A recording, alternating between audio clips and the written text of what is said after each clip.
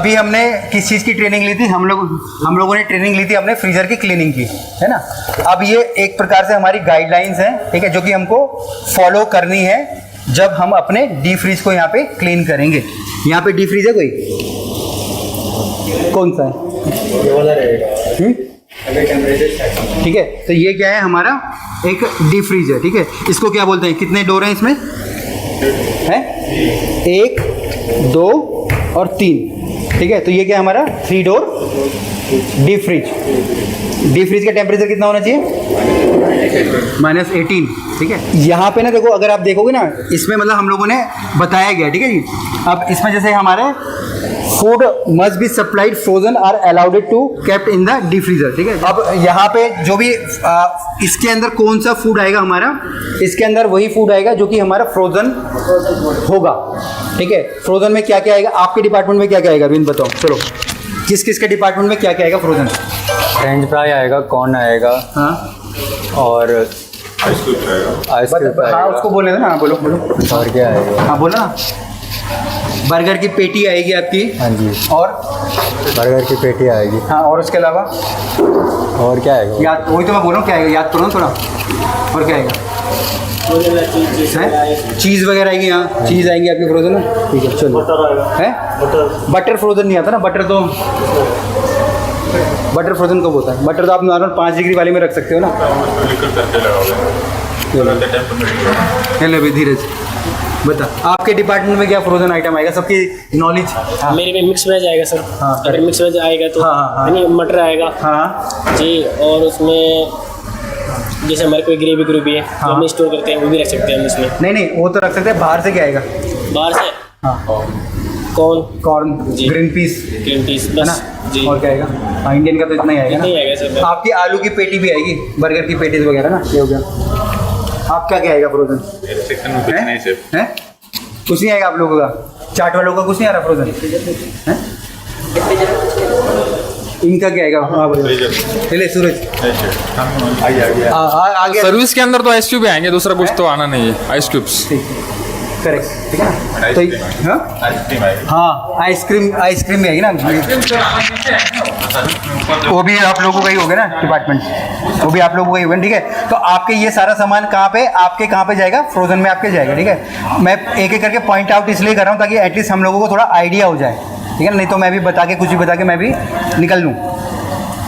इसके बाद है package food adequately to prevent freeze burn. Freezer burn का मतलब समझा किसी ने? फ्रीज बर्न क्या होता है?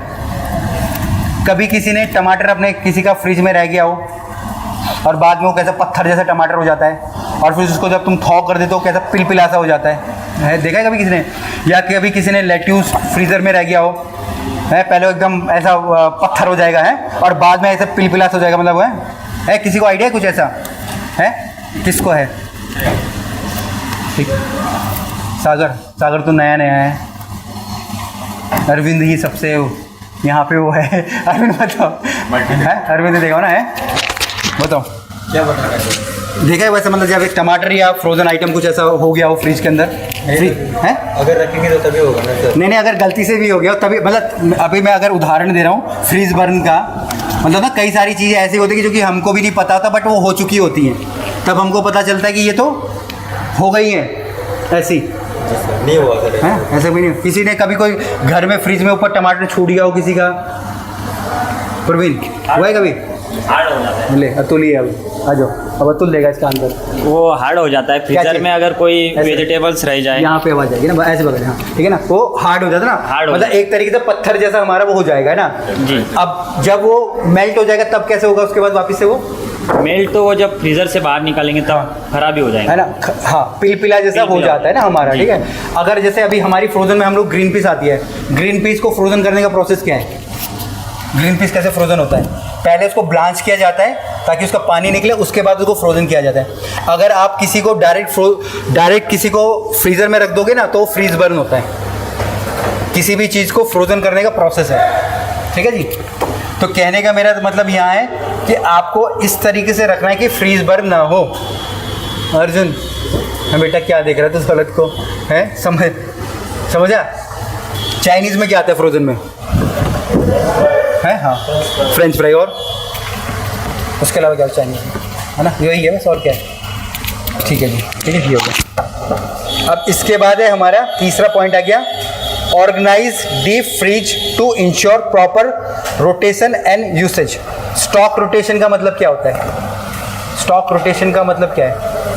स्टॉक रोटेशन का मतलब, हाँ, फीफो है ना, लीफो भी होता है एक फीफो।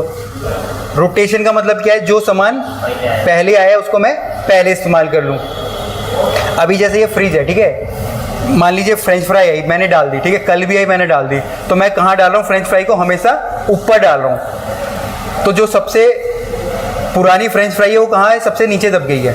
तो अब उससे क्या होगा? एक टाइम ऐसा आएगा कि जब वो एक्सपायर हो जाएगी और वो ख़राब हो जाएगी, है ना। ख़राब तो अलग बात है, बट अगर गलती से किसी ने खा ली तो वो बंदा बीमार हो जाएगा, फूड पॉइजनिंग, ये सब कुछ हो जाएगा, जो कि नहीं होनी चाहिए।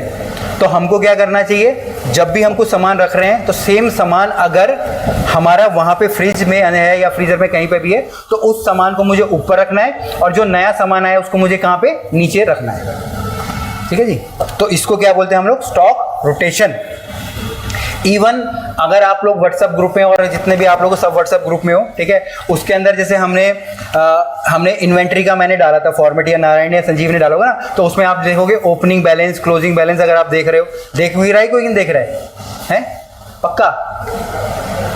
दौलत इनकी तरफ लेगा, अब इस तरफ से दौलत, तो कैमरामैन बनेगा, ब्लॉगर बाद में बनेगा पहले तो, ठीक है। नहीं, मैं उसको तो मैं चलो ऐसी बात, बट सीरियस मोड पे उन चीज़ों का ना यूज़ करो, क्योंकि वो बहुत ही ज़्यादा, मैं तो अभी जस्ट एक जोक की तरह से बोल रहा हूँ, बट उनको यूज़ करो, आपके लाइफ में बहुत ज़्यादा वो चीज़ें काम आएंगी, क्योंकि वही सारे प्रोसेसेस होते हैं, चाहे आप यहाँ काम कर रहे हैं, ठीक है। जो अभी मैं प्रोसेस बता रहा हूँ, मैंने भी इंडिया में भी नहीं सीखे, मैंने यूएस में सीखे हैं सारी चीज़ें, ठीक है, जहाँ पे हम लोग USPH, United state public health के जो चीज़ें होती है वहाँ पे हम लोग यूज़ करते हैं, ठीक है। तो वो चीज़ें मैं आपको बता रहा हूँ, समझा रहा हूँ, तो उन चीज़ों का आप लोग इस्तेमाल करो, ठीक है। तो उसमें भी ओपनिंग स्टॉक है, क्लोजिंग स्टॉक है, फिर कितना मेरा बचा पड़ा है, उसके बाद मुझे कितनी ऑर्डरिंग करनी है, वो सारी चीज़ें हैं। ये हो गया जी। इसके बाद क्या है हमारा? Defrost regularly and clean thoroughly. Defrost regularly का मतलब क्या होता है? आप लोग हैं, हमेशा का मतलब क्या है?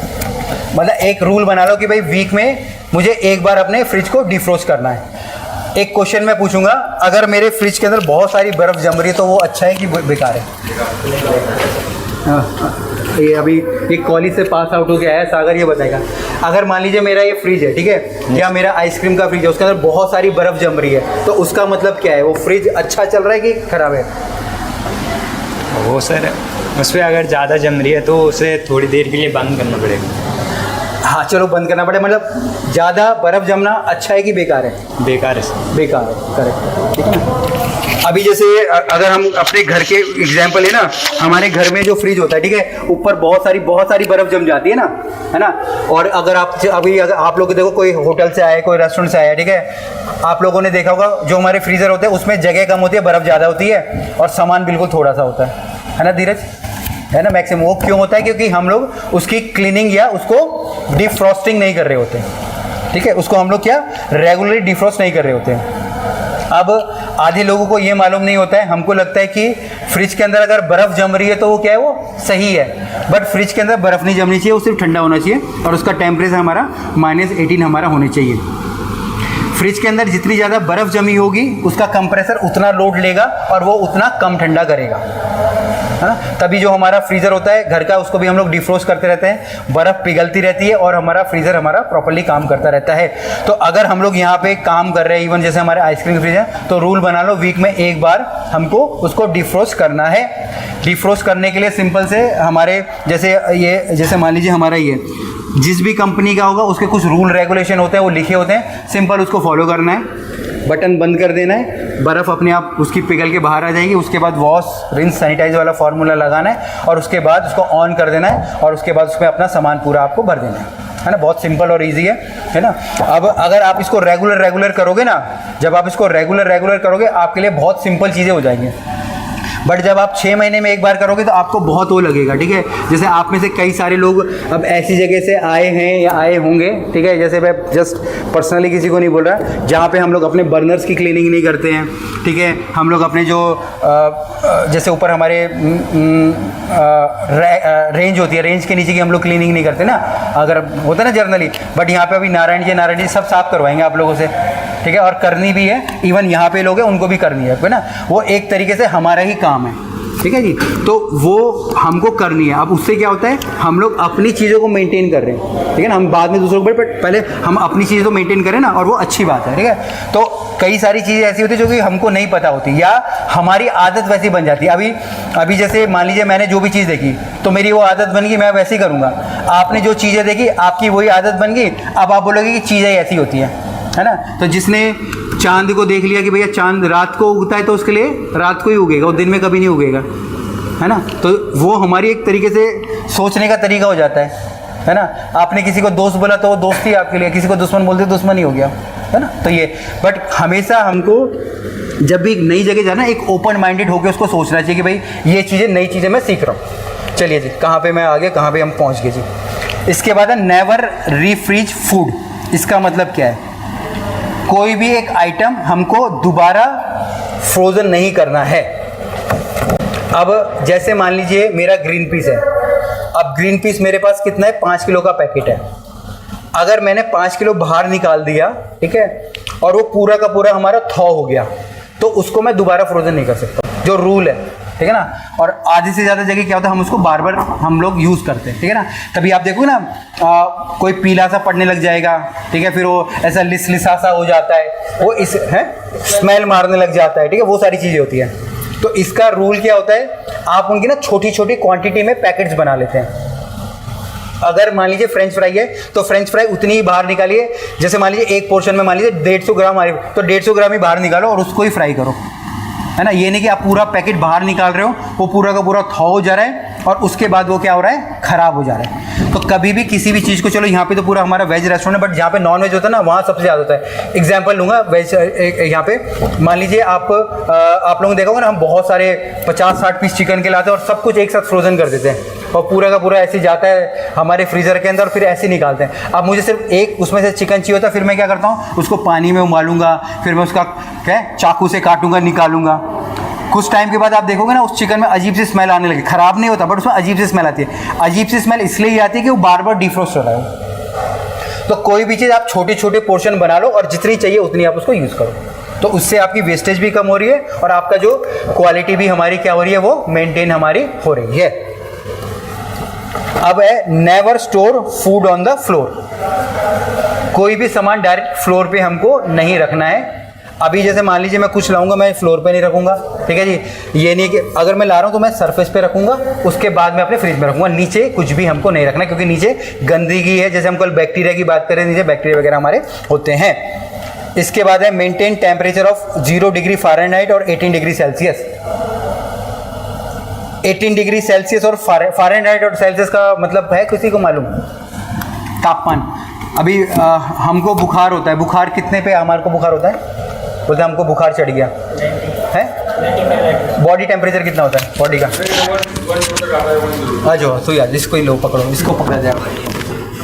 बॉडी टेम्परेचर नॉर्मल बॉडी 37-36 होता हाँ, है। ठीक है। और जब टेम्परेचर को फेवर को जब काउंट करते हैं तो फ़ारेनहाइट में काउंट होता है, जैसे कि 103, 102। वो तो पैमाना है ना। हाँ। अभी जैसे मान लीजिए आप दूध में ले रहा हूँ, ठीक है, दूध में लीटर में ले लूँ चाहे किलो में लूँ, 1 किलो दूध या 1 लीटर दूध, तो सेम वैसी डिग्री सेल्सियस और फ़ारेनहाइट होता है ना। जी सर। तो -18 का मतलब क्या है हमारे यहाँ पे? -18 डिग्री सेल्सियस का मतलब हमारे 0 डिग्री फ़ारेनहाइट। तो अगर आप अपने फ्रिज सेट करना चाहते हो फ़ारेनहाइट में भी सेट कर सकते हैं, 0 डिग्री। हाँ, ठीक है जी। एक क्वेश्चन और, आ जाओ उधर है, इधर, ठीक है। पानी पानी पानी होता है हमारा 100 डिग्री सेल्सियस, है ना। फ़ारेनहाइट में कितना आएगा पानी? जैसे 100 डिग्री सेल्सियस हमारा होता है ना, तो 100 डिग्री सेल्सियस को फ़ारेनहाइट में कन्वर्ट करेंगे तो कितना आएगा? ये तो बहुत क्वेश्चन है, ये कॉमन है यार, जो भी कॉलेज गए होंगे। अरविंद बता, 100 डिग्री सेल्सियस कितना होता है? 212 डिग्री फ़ारेनहाइट, ठीक है ना। बहुत कॉमन क्वेश्चन है, ठीक है ना, याद रखो, ये तो नॉर्मल चीज़ है यार, ये तो, ठीक है ना। 212 डिग्री फ़ारेनहाइट हमारा होता है, ठीक है। तो ये हमारी क्लास थी डीप फ्रीज गाइडलाइन की। आप लोग भी जो भी वीडियो को देख रहे हैं, इस वीडियो के माध्यम से ये सारी चीज़ें सीख सकते हैं, या बाकी कोई भी ऑनर है, ठीक है, अगर वो चाहें तो हमको अप्रोच कर सकते हैं किसी भी अपने फूड स्टार्टअप के लिए। धन्यवाद।